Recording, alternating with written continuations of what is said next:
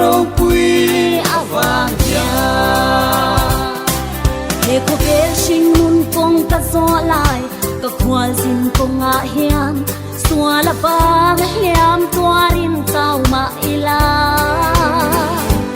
mang an lai tram pui var tu hai lalpa ka nei si sual du ra ten min ngam lo nge lalpa chu ka khatanga athil di thei na rong pui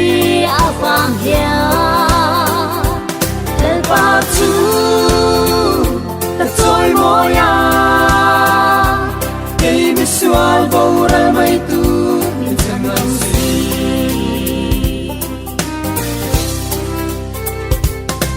he ko vel sing mun kong ka so lai ka khwal sin kong a hia nat na te to ka cha vin ruma ila eng kim siam tu nei le ban lal ber lal pa ka nei si ka puai lo nge ka sam lo nge lal pa chu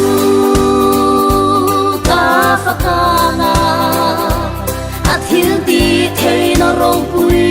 avang hia lal pa chu ta choi moya ei mi sual boral mai tu min chanam si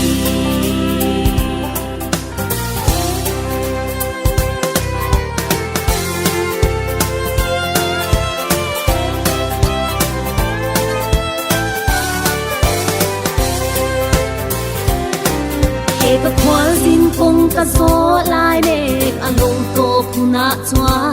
ka tlam tu tel tu om chu ka hu anga beram no lal ne makianga muang ken ka chu lang swal na ten hun re ngan chang to lo lal pa chu ka fakanga athil ti thei na rong pu